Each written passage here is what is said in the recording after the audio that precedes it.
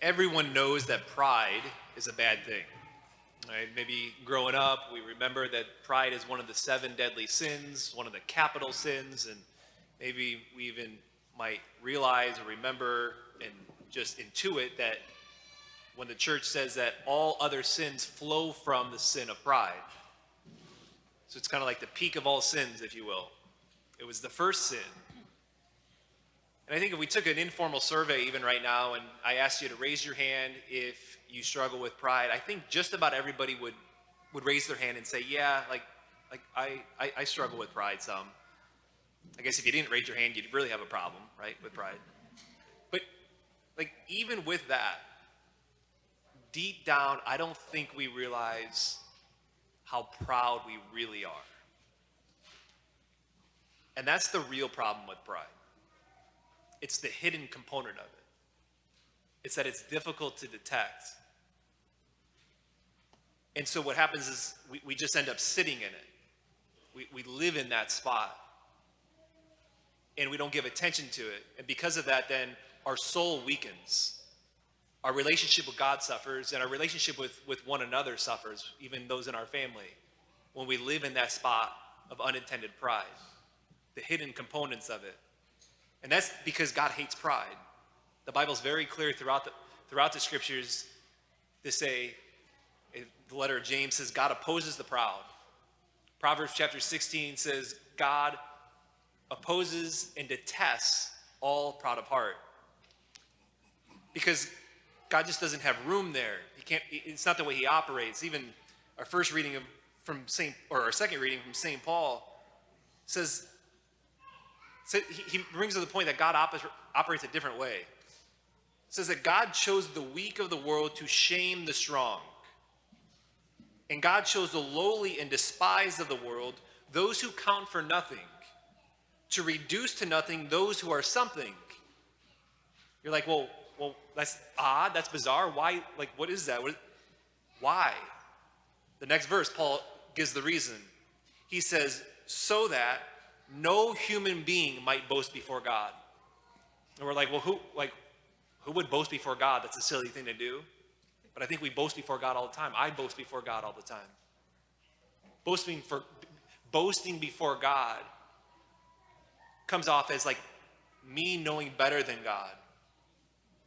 Me not giving God prime and place in my life. Having other things encroach upon him and worshiping him on Sunday. That's a form of boasting before God. Where at first we say, like, oh, I don't boast before God. But me thinking that I know the ways better than God does. That's living in a spot of like hidden pride in our lives. And so with that, there's a lot of ways to attack pride. I just want to look at the Beatitudes of which we heard. Specifically, just the first Beatitude, as we heard 8 of them, just the first Beatitude. And then secondly, something for us to do. So last week, we heard Jesus go up north. He goes up into the land of gloom. This week, he starts giving his first sermon. We're going to hear the Sermon on the Mount over the next, I think, 5 or 6 weeks.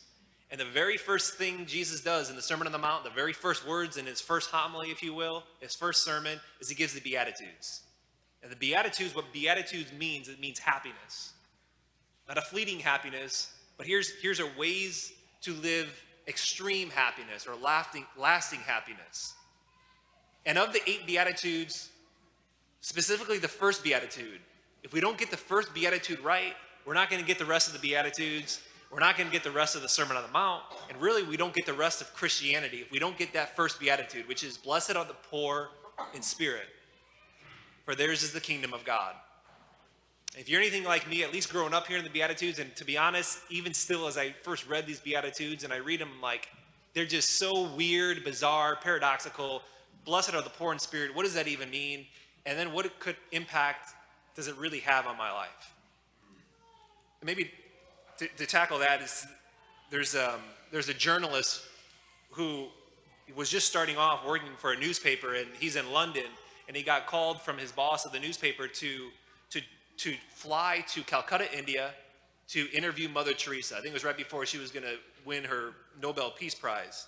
And as this young interviewer is sitting down with Mother Teresa, and he's saying, Mother, like, there's nobody who's who's dealt and has been with the poor and the level of poverty that you have here in Calcutta, India, and your sisters.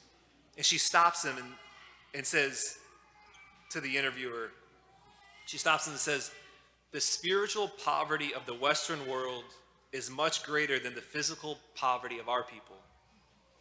You in the West, she says, have millions of people who suffer such terrible loneliness and emptiness. They feel unloved and unwanted. These people are not hungry in the physical sense, but they are in another way. They know they need something more than money, yet they don't know what it is. What they are missing really is a living relationship with God, she says. The poor can teach us contentment, Mother goes on to say. They can teach us happiness. That is something you don't have much of in the West. See, that's the core of blessed are the poor in spirit. The poor in spirit, they have a deep sense of their neediness of God. They have a deep sense of their dependency upon him. And in their neediness and in their dependency, they cry out to him in help. They know they need God to breathe. That's poor in spirit. And we in the West, I think maybe more so than any other place in the world, in the West, we have a very difficult time of having a sense of our poverty of spirit, poverty of soul, a sense of neediness and dependency upon God. Because we like control. We like to play God. We like to boast before God. You know, I was reading just the other morning an article of there's a 45-year-old now he's paying 30 doctors each $2 million a year to reverse and stop his aging process. His goal is to, as he says, is to have the mind and the body of an 18-year-old.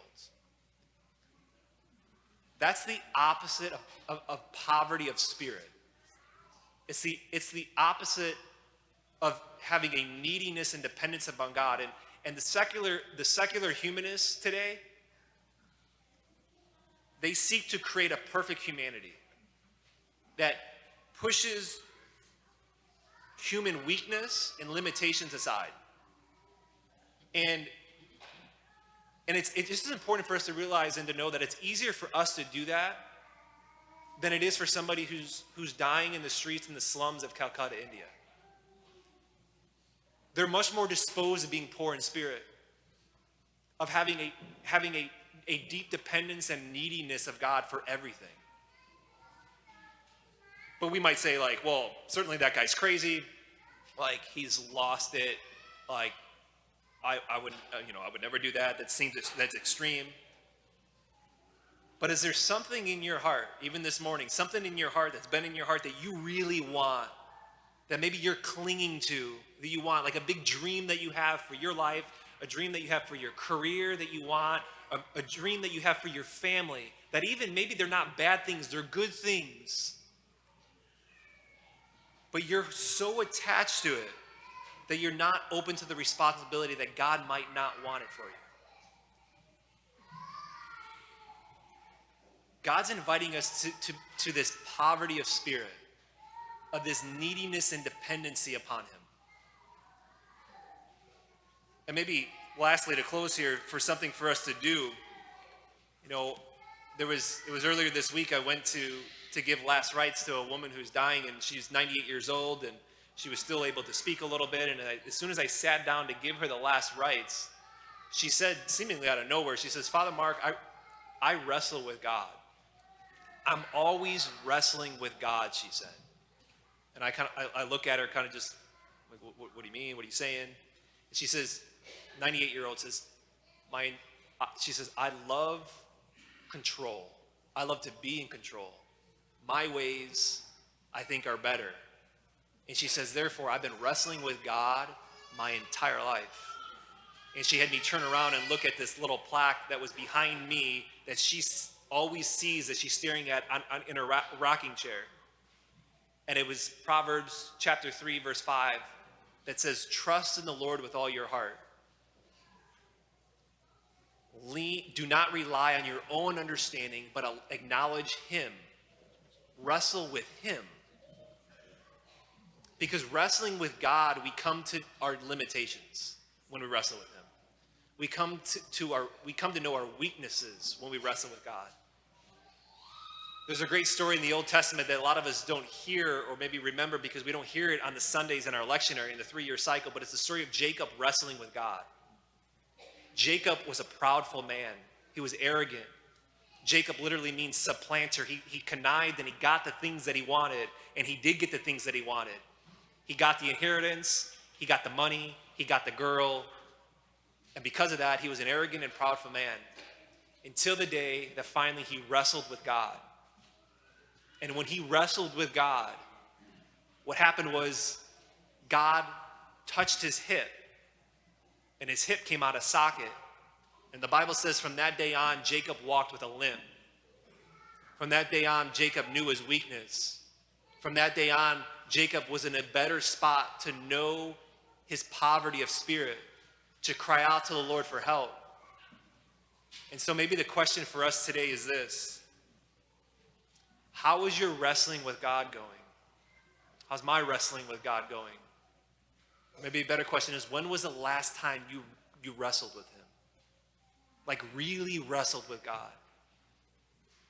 Maybe it's the things, maybe it's the plans of which that we have in our lives, or things that happen that cause pain, that cause hurt, that we look back and say, it doesn't make sense. I wish it didn't happen.